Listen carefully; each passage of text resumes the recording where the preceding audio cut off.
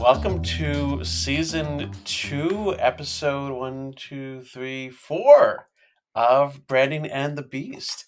I am one of your faithful co-hosts, Shaun Bernstein of the Right Stuff Agency, and my other faithful co-host, Alicia Disantis of 38th and Kip Studio. Alicia. And I were just catching up off mic because we have not seen each other in over a year in person, and it just feels like it's been too long. I've got a gift for her that's been sitting above my bed for months that I have not mailed out because I'm a terrible co-host and friend. The allure of Toronto in the summer, it's like a siren song. It's been in the 90s here most of this week and hotter than Hades. So, perfect time to come visit and crash in a pool. Oh yeah. Yes, I hope we can. We've just been all business. We've been doing so much branding in the beast podcasting. We don't have time for anything else. Listeners, we are devoting our time to you. So I want you to understand the sacrifice from us that goes into making this podcast. It wouldn't be what it is without us giving up our blood, sweat, and tears to make this as almost decent as it is. Absolutely. And we don't have any sponsors, so we can talk about whatever the hell we want. Exactly. We are beholden to no one. Remember that. We are our own men. Yes. Sure. Let's go with that. So I'm excited by this episode, and we'll kind of give Tim his own fun little intro when he gets on. But we had a great chat with Lori last time, and thank you for finding Lori and talking about disability and marketing. But there's the disability community is kind of a funny misnomer in my world because it is so many different groups of people um, clumped together kind of under one umbrella label. And within that, I think the two major categories that you see are really visible and invisible disabilities. So you have someone like a Lori Fisher, who has a fairly visible disability. She wears implants to hear. Her speech is affected from hearing loss. And now you can tell that as I don't know, the functional is the right word. I don't know what the right word is, but as integrated into a mainstream society, she is. You can tell that she does not mask her disability.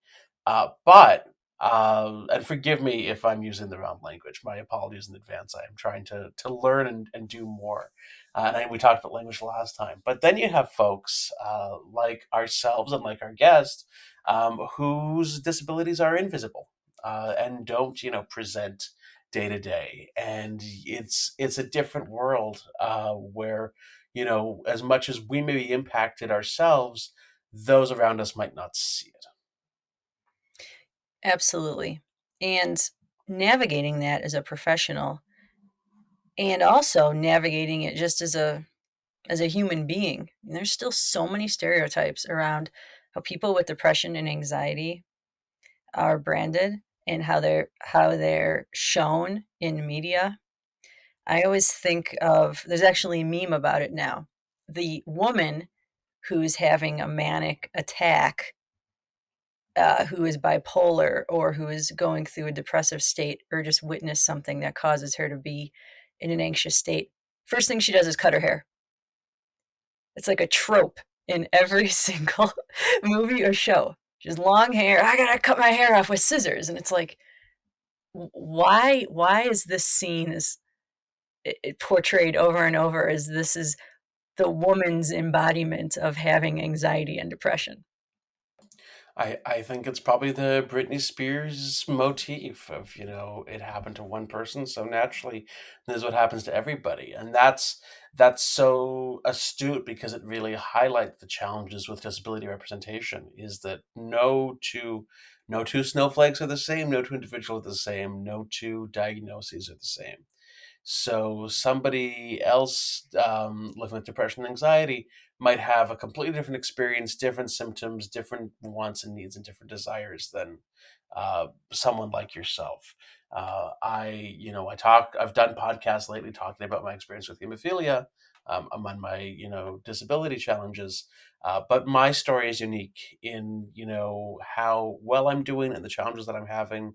And while there might be similarities with some other folks with the same diagnosis and same age group, it's never going to be identical. So there's always going to be unique elements. Yeah.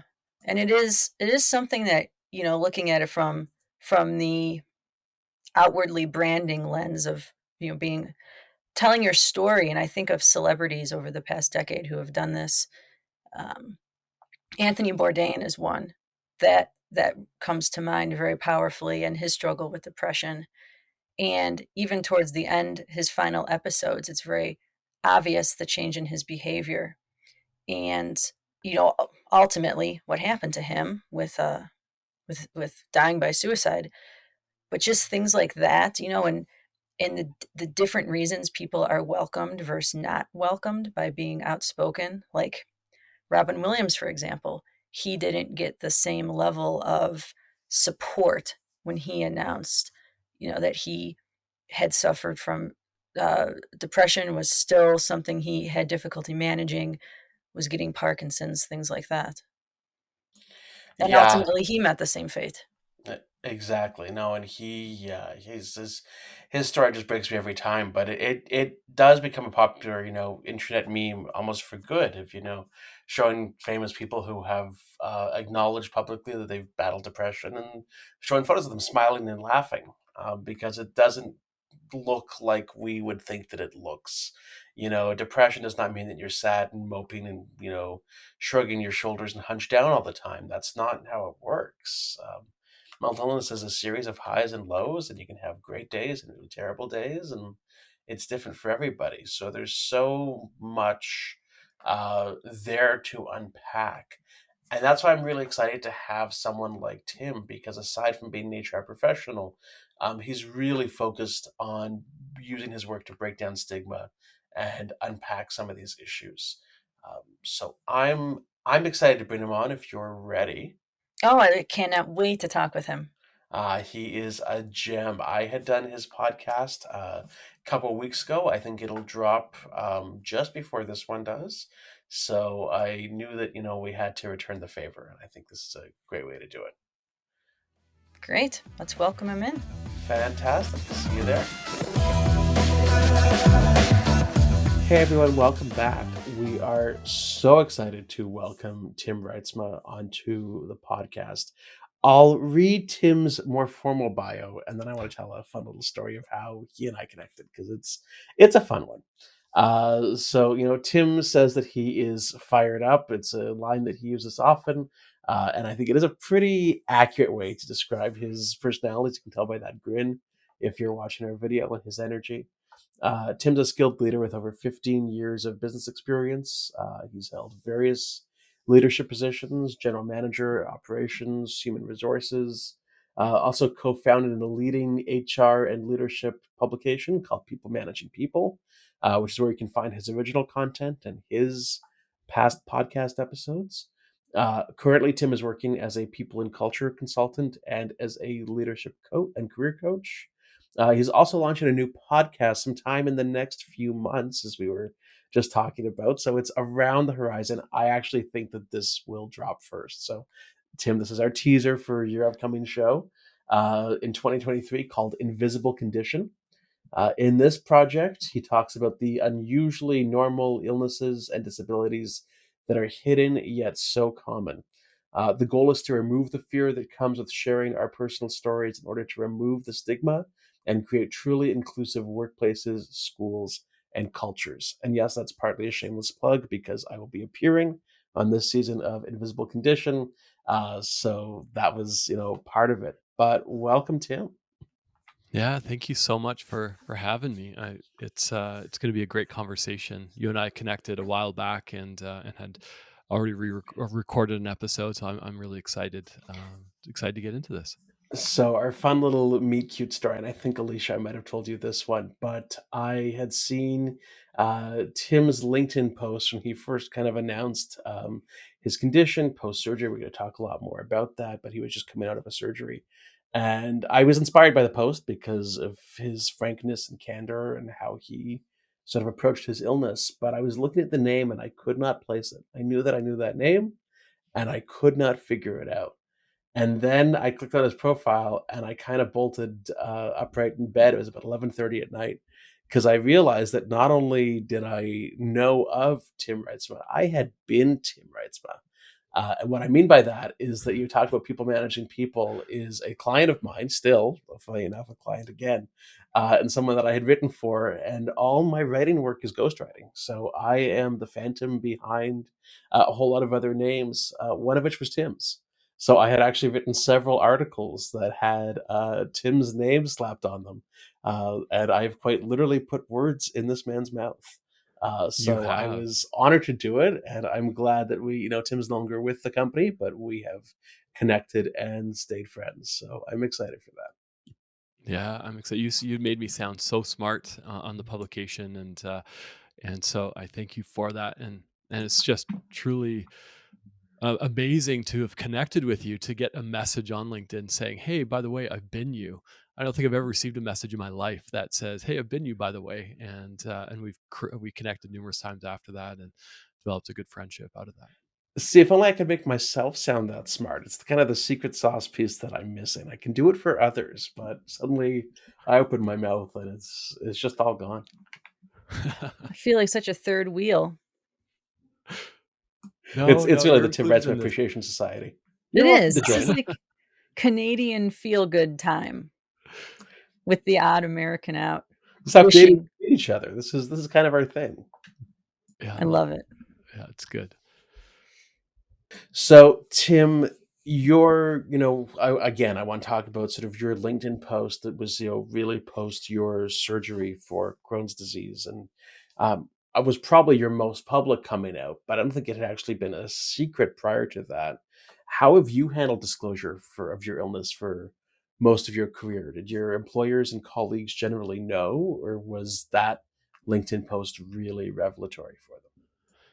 Yeah, I think early on in my career, in my 20s and even into my early 30s, my Crohn's, it was in remission.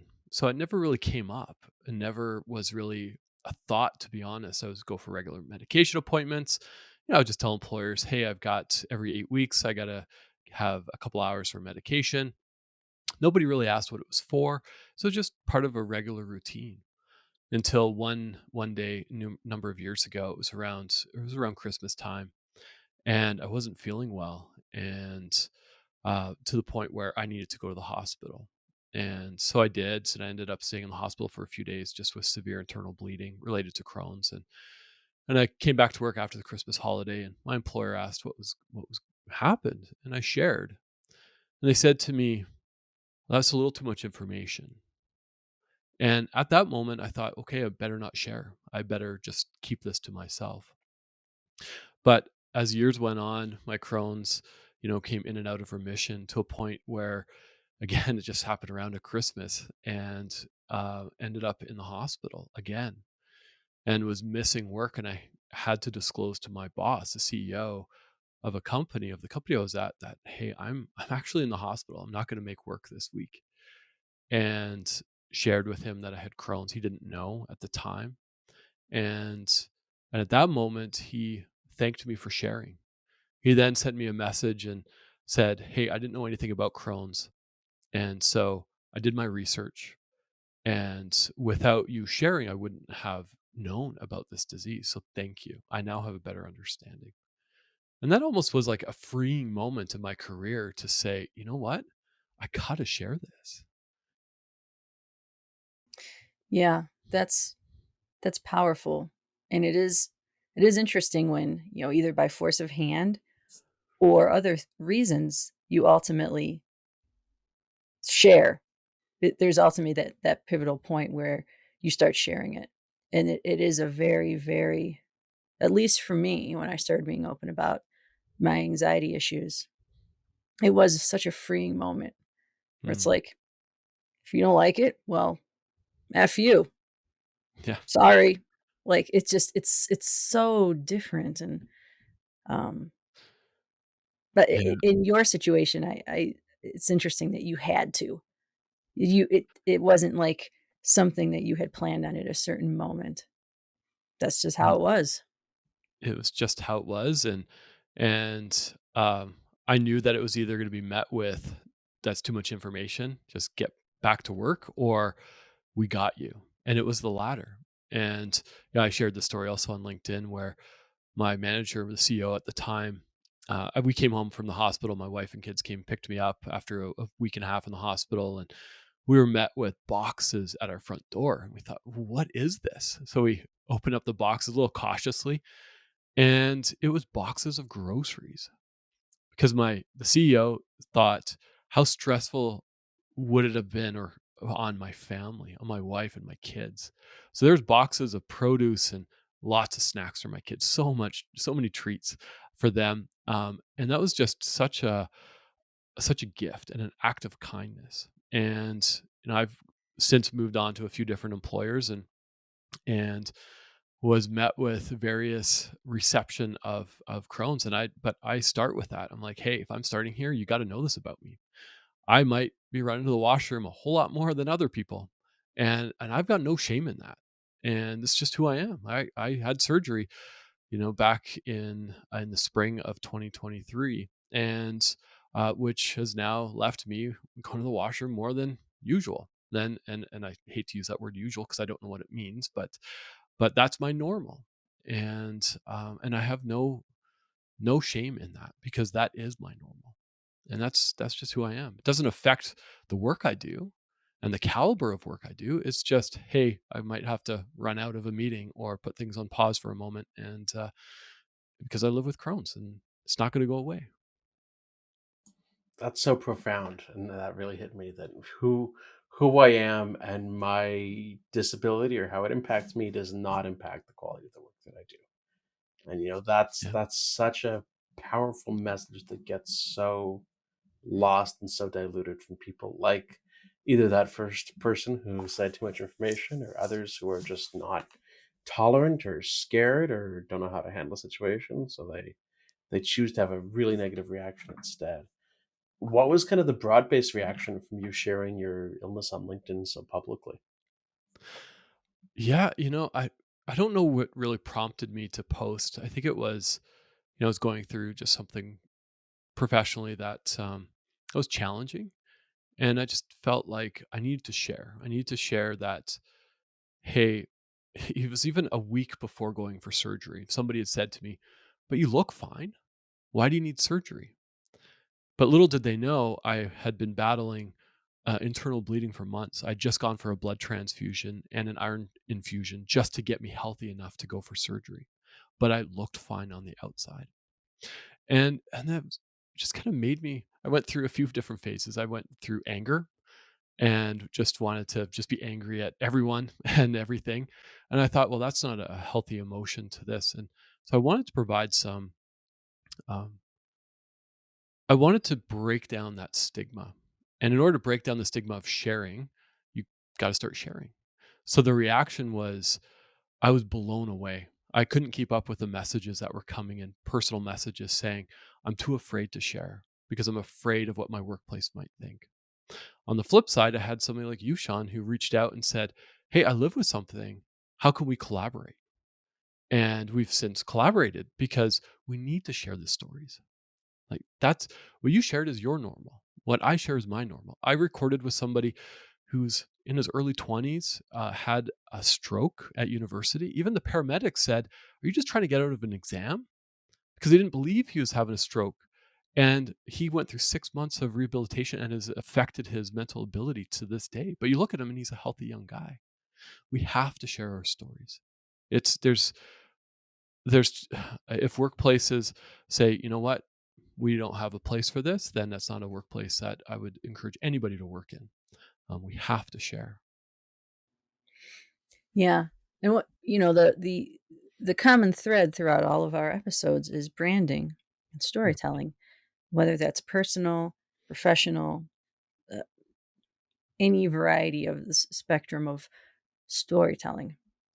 So when it comes to branding and it comes to your own personal brand, especially within HR, which is probably the most personal component of a company is HR. How how have you being more open and forward about this disability? How has that changed how folks are interacting with you, and also how you are presenting yourself in terms of your personality, your accomplishments, all those things that go into your personal brand? That's a good question, and I didn't ever think of it as a personal brand until, I saw a prompt question and thought, "Oh, that's interesting," because maybe I just live in this idea of this is just who I am, and so that is who I am personally. Uh, Little quick story is I started a contract, an HR contract, and because I shared that I live with Crohn's, the CEO made sure that I had access to a washroom, gave me a key to a private washroom, said, "Here you go." And I'm a contractor. Didn't have to do that, but he did. And just a little acknowledgement like that, just a single key, uh, I was able to then bring that story into recruiting, saying, "We are an inclusive organization." Let me tell you a little story. I had a task to go and hire 5 people in 2 weeks, go find people and bring people into an organization. I successfully did. Through the power of telling stories, for the power of telling, "Hey, we're an organization of inclusivity, and do you want to work here?" And we actually had to turn people away because we were able to drive that narrative.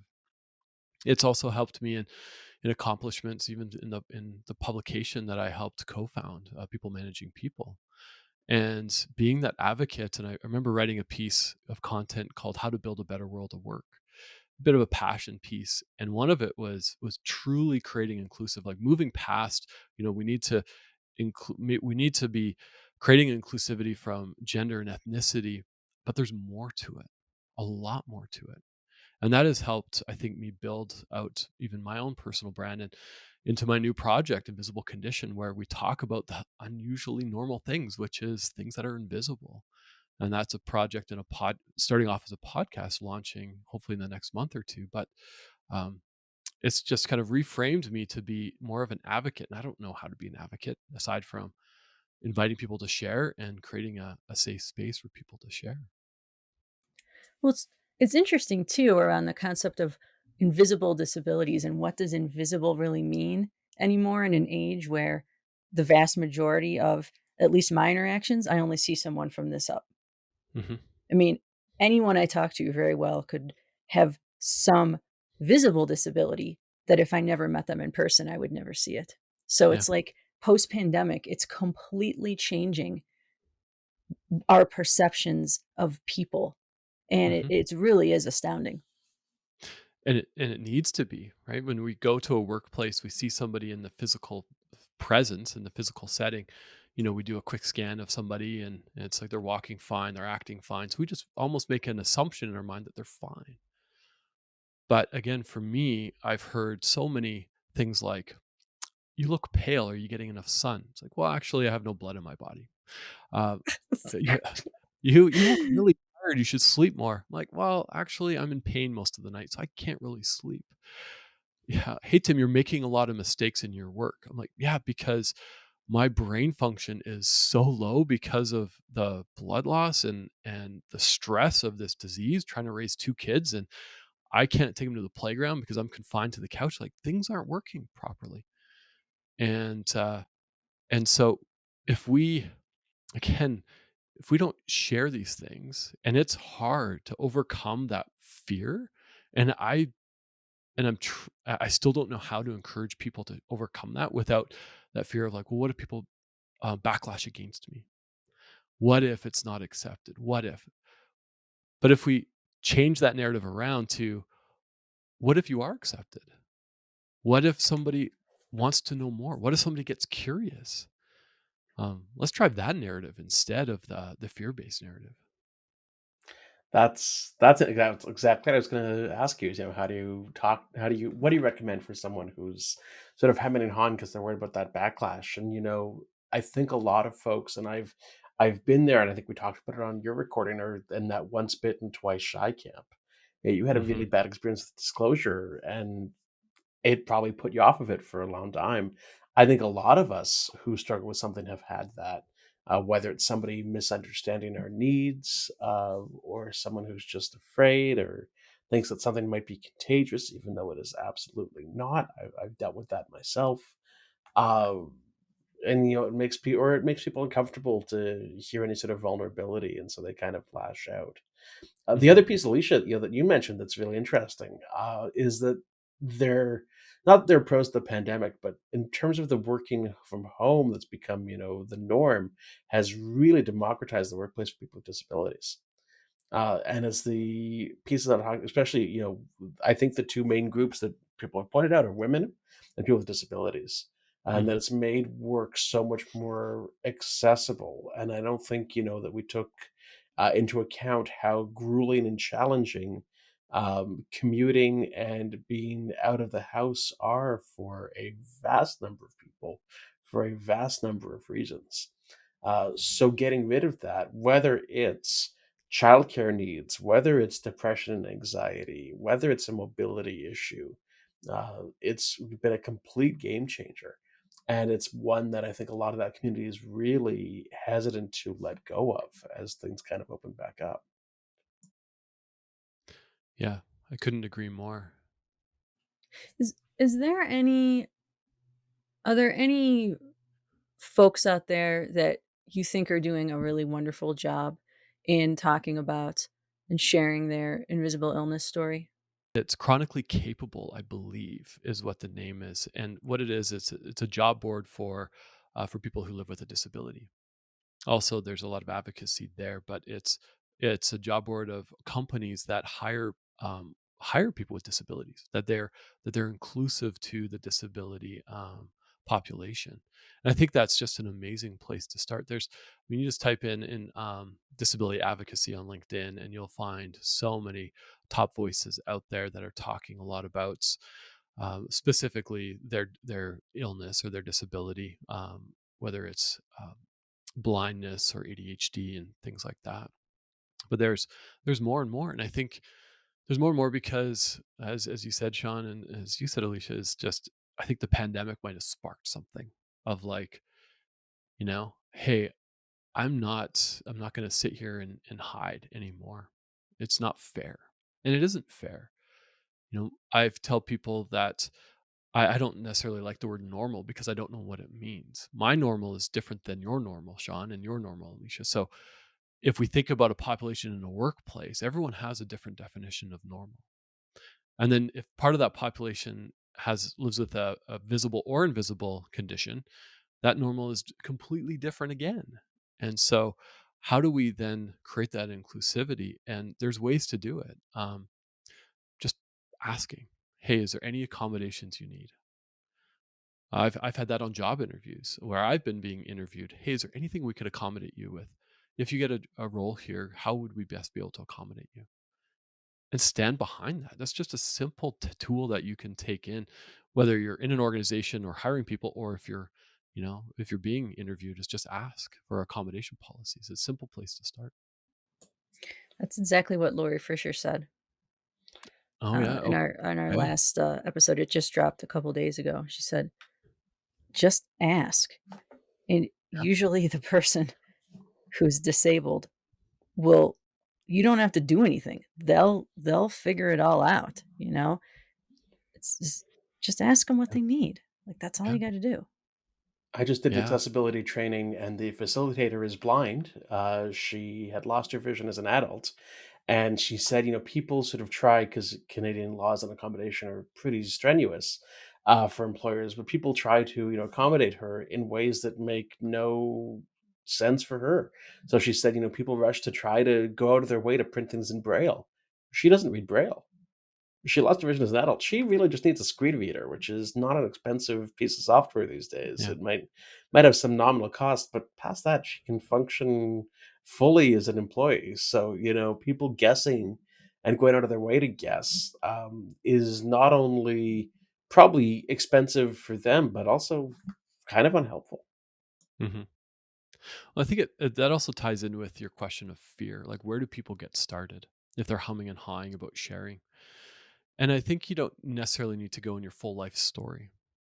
But it could be as simple as, "Hey, I live with X, Y, or Z, depending on the country you're in, and this is something that I may need." Simple as that, whether you're in the workplace. But I think if we approach this as, I'm here to change everybody's mind. I have to change everybody's mind. So I'm coming across as aggressive and angry. That's also not helpful. So come across as being somebody who's also curious. Hey, I live with Crohn's. I'm curious. Do you know anybody who live with Crohn's? So I'm always looking to connect with other people and how do they manage their symptoms? Or I also live with arthritis. It's like if we're going to go on a big hike, I may need to sit this one out.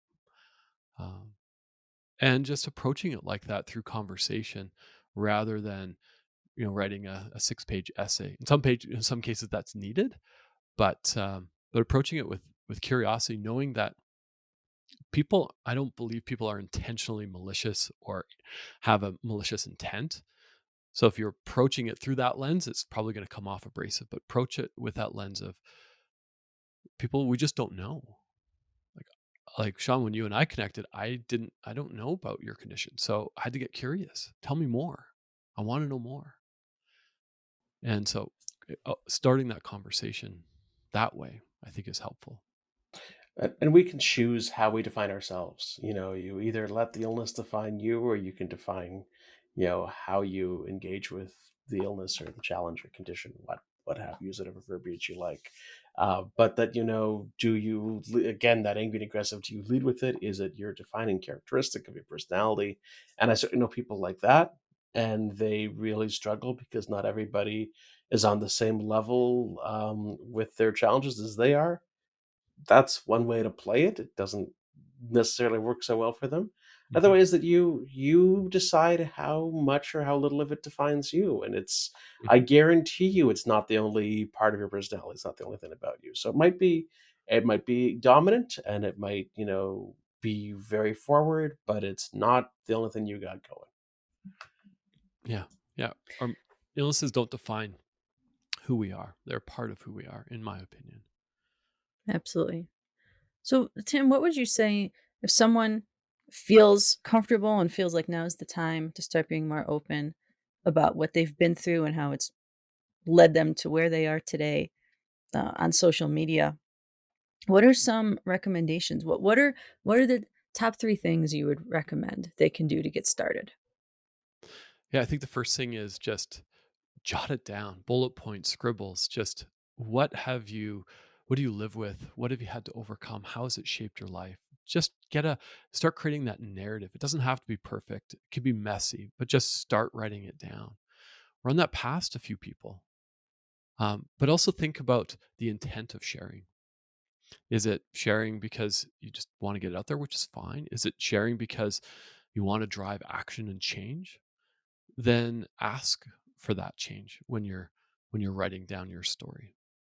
Another tip would be is think about why is now the right time to share. What has been holding you back? What has been that fear?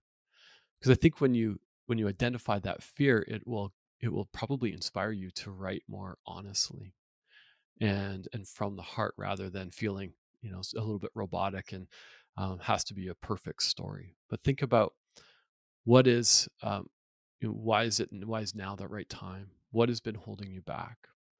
Think about that narrative you want to create. Think about that message you want to get across.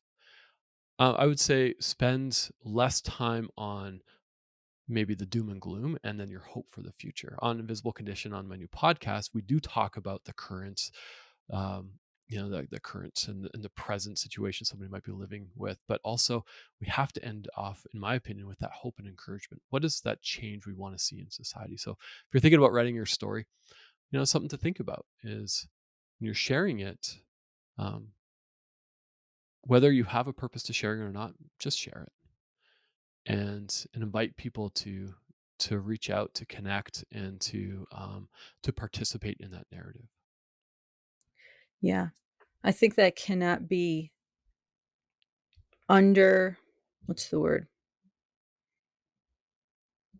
We can't place enough importance on that in a lot of cases, especially when it comes to depression and anxiety, you can save someone's life. I've had people come to me say, "When I heard that you were struggling with anxiety and you were in counseling, it was the single thing that convinced me to go to counseling." that I see someone like you, and I realize that, you seem like you got it together, and you don't. And who knows what would have come from that if that person didn't go to counseling or get on the proper medication. And you can't underestimate the impact your story can make, even on one person. Yeah, that's powerful. That's a powerful share. Thank you for sharing that and feeling safe to share that, because it's got to. Yeah, can't emphasize this enough from a branding and messaging perspective. Whether you're a CEO or starting your own business or working in a fast food restaurant, just share.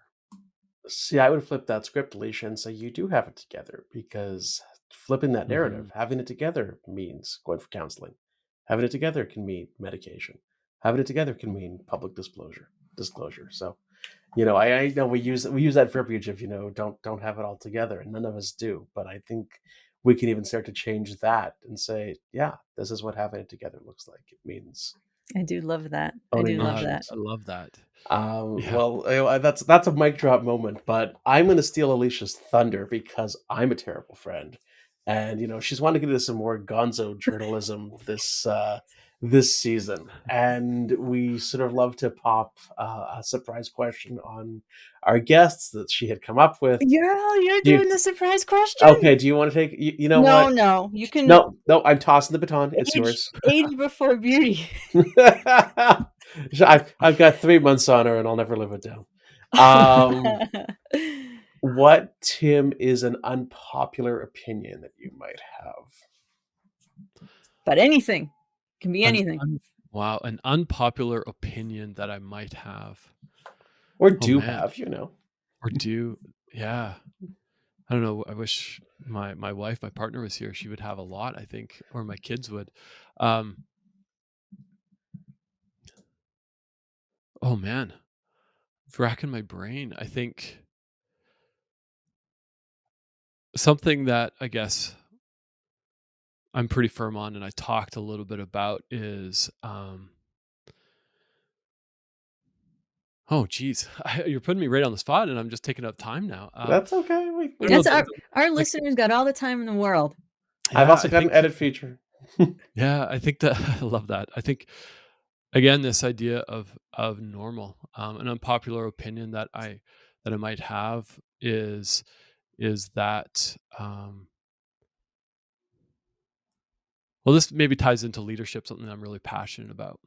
Something that I read today is like that if how we show up is how our teams are gonna lead are going to respond. Meaning, if I'm a jerk at work, my team is gonna be full of jerks. And I know I've argued with some people about this, about like, well, no, it's just, they need to get their job done. But if I show up as an empathetic, caring, supportive leader, my team is going to be empathetic and supporting. And I've worked with leaders who are just like, no, we're just going to drive results. That's it. And we're going to watch them like a hawk until they hit the results. And it's like, well, I don't think that's the right move. And sure enough, a leader might pull away, and guess what? The results pull away too. So I've had a few debates about that. So I guess an unpopular opinion is, and I think it's maybe raising in popularity is just showing up as your true self, even as a leader. It's a lot more astute than yours, Shaun. I don't like cheese, and I will never live that down. That's a hill that Okay, I will die is on. that where we're going? Okay, then I can pull out a food group that I don't like, and You're that's you're welcome to. yeah, Okay, what is it? a food that I don't like. I'm not a fan of rice, and you know what? Like, Staple of the human diet. I Clutching know, my pearls in and horror. I eat a lot of it, but if I had a choice, I grew up on potatoes. I'll eat potatoes. My wife makes a lot of rice, loves rice. My kids love rice. I just find it that it's a useless food. I don't know why. It doesn't fill me up. Like I can eat a pot of rice and I'm still hungry. So I don't Oh know. my It's like god. give me a couple potatoes. I'll make them best roast potatoes and have those 7 days a week, maybe 5 days a week, and I'm good to go. That is truly unpopular. Yep, I have less respect for you now. So, Yeah, well, I'm thanks. glad And we closed on a real sour note. I'm gonna stand to that. Yeah. That's fair. There goes our sponsorship with The Rice Minute Council. Uncle Ben's or whatever. Whatever it is. Yeah. Yeah. The Rice Yeah, Council. we were so close, I'm there. Tim. We were about to secure a $5 million sponsorship. Of Uncle Yeah. Ben's. Well, as Shaun said, you could edit this out. Like this is just Yes. No, Tim they're doesn't listening like, now. We and They're all of a can sudden listening. we can still save the Rice painter. Aroni. I think we can do this. The Yeah. San Francisco treat is still in our grasp. Yeah. I love it. Oh my God. This was fun. Thanks, Tim. Where I know you sent me your LinkedIn. Where can people find you if they want to check out your stuff? I know before the podcast goes live, it's a little tough, but Yeah. Right now, it's just my LinkedIn would be a good place. Tim Reitsma, Reitsma. Search me, you'll find me. Headshot with a bright yellow background. Try to make me stand out there. Also, send me a personal email or an email to my personal email at timothy.reitsma@gmail.com. And only had to select Timothy because Tim was taken. So that's my formal name, timothy.reitsma@gmail.com. Send me a message. I am still looking for more guests, more people who want to be featured, people who write content, so we can really not just reduce the stigma, but kill it, remove the stigma that is surrounding sharing our stories around invisible conditions. We gotta wipe that off this planet, and that's the goal of this project. I love it. love it. Thank you so much for joining us. It was a treat. Thanks for having Tim. me. Appreciate it. So, how awesome was Tim? Yeah, really a incredible role model for the professional community. And I could definitely see how it takes a lot of courage to share that story because a lot of people don't really know much about Crohn's or IBS or any of that stuff. And it can kill you. I mean, it is a big deal. I think what I really admired from that conversation, there were a couple great takeaways, but that he, had a bad experience in disclosure. Someone was really unkind, and it turned him off. It sounds like for a little bit, but then he tried again. Partially because he had no choice, partially because he understood how important it is to live authentically, including the challenges you face. Yeah. And you will encounter those people, kind of those real old school. I had a previous manager like that. You don't talk about your personal life. But those times are really changing and those people are retiring. And I think you're going to meet less and less and less people like that in the professional world. Well, that it's part of who you are, for better, for worse, for anything in between. It is very much, and you get to define how it defines you. It's been some fun one-liners on this one.